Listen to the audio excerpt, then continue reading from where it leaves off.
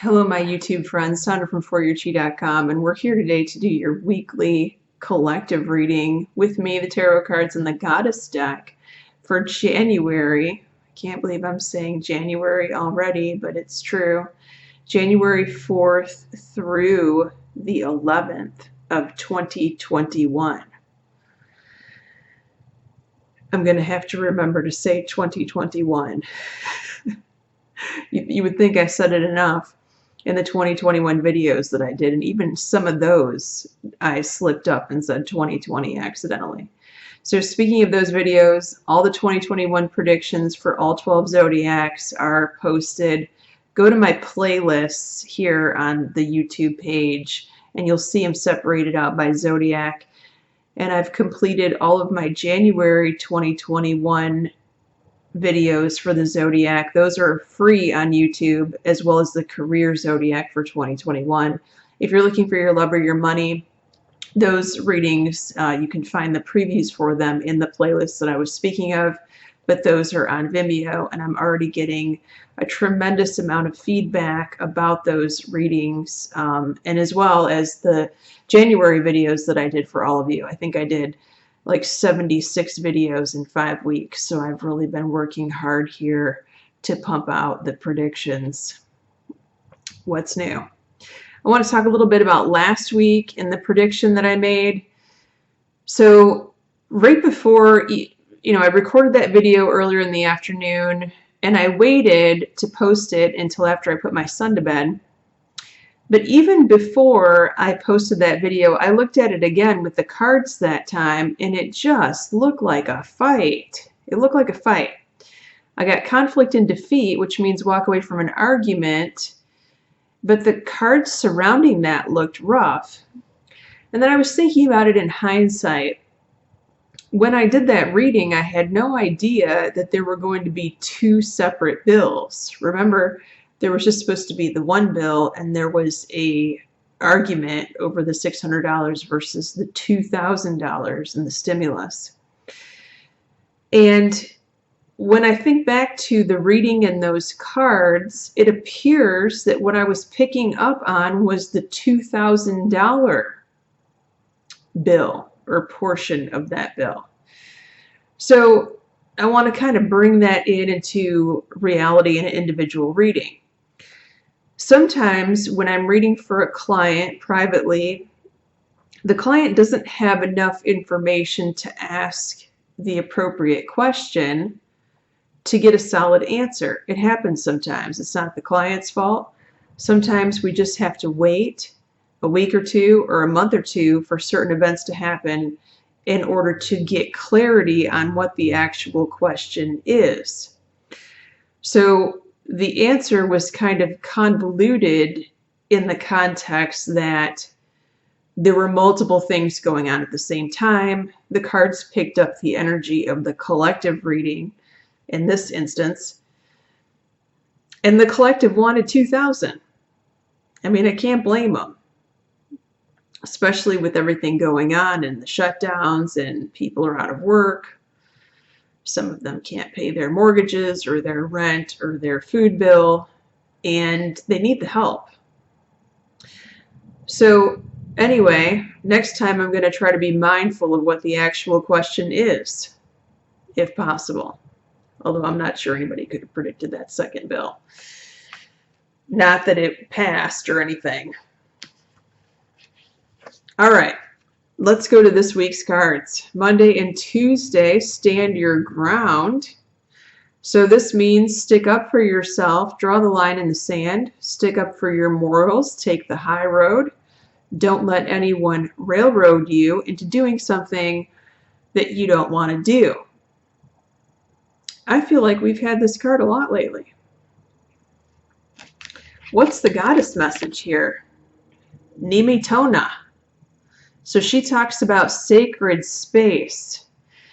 I feel like the underlying message with this week as a whole, but particularly Monday or Tuesday, you start to get a glimpse of maybe a recurring, but maybe a new theme for some of you.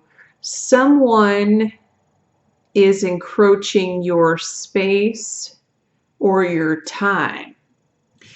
And the guidance is telling you here, you really need your time alone. So like this card indicates time in a man cave or a she shed, right?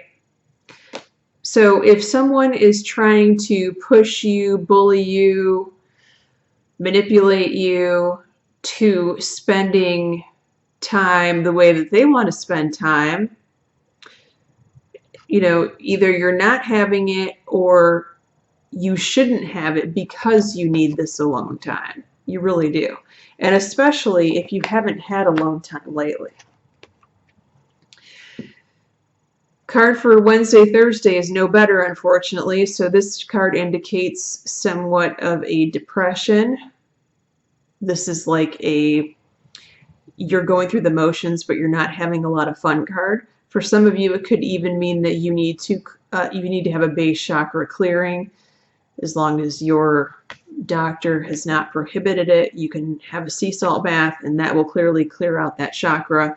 Or you could do some yoga. For those of you that do yoga, it would be a great time to get in there and do some yoga midweek, because yoga clears all the chakras.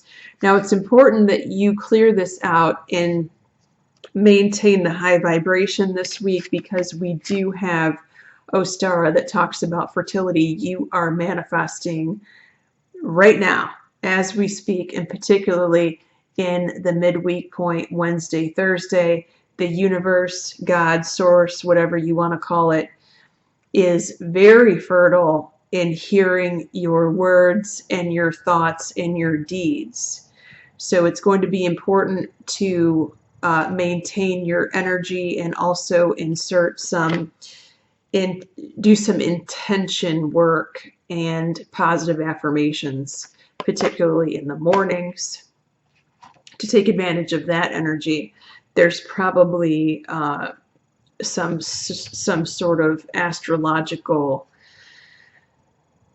aspect midweek to manifestation. I'm going to have to look at that. Accelerated motion. Boy, this is quickly becoming my most unfavorite card in this deck. I've coined this card the Libra card, and just ask any Libra that watches me. They get that card every single month in their reading, with the exception of one, I think, in the last many, many months. Accelerated motion says that the traditional meaning of this card was that your prayers are being answered. However, it's also the card of learning hard life lessons. So there could be a hard life lesson that presents itself as an opportunity of like, ooh, look, pick me, I'm shiny. But that's definitely a warning here, right? Or you could also find yourself in the midst of this lesson right now from choices that you have previously made, which are now causing a bad taste in your mouth, and now you want something different. Okay, so for those of you that are on the path to a new direction, making changes to fix this problem, whatever this is, we have Vesta here with good news for you. If you are not on the path of change here, and particularly with your home where you currently live, the people who are residing within it, this is a message that needs to be on the forefront of your mind. You need to create a plan of change here. This whole reading is about making your own space and carving out your own time. You need it. Vesta is a great message. Vesta is the goddess of home and hearth. She is here to tell you that your home situation is going to improve, although you may need to make those changes that we talked about. Either through a move, which is definitely a change of residence, or through its occupants, someone moving out or someone moving in, or both. So I feel like that this week is a wake-up call for some of you that you're finally going to have like an aha moment or acknowledgement moment of what type of changes you need to make with regard to your home, where you live. Do you need to kick somebody out? Do you need to ask someone to move in? Do you need to make some home renovations? Do you need to build a man cave? Do you need to build a she shed? Do you need to build a sacred space from which you can meditate in? The possibilities are infinite. Thanks for being with me here. If you want a private reading, send me an email at foryourchi@gmail.com. And I have some time on the week for the schedule since I've done 76 videos in 5 weeks. Thanks so much, you guys. Many blessings.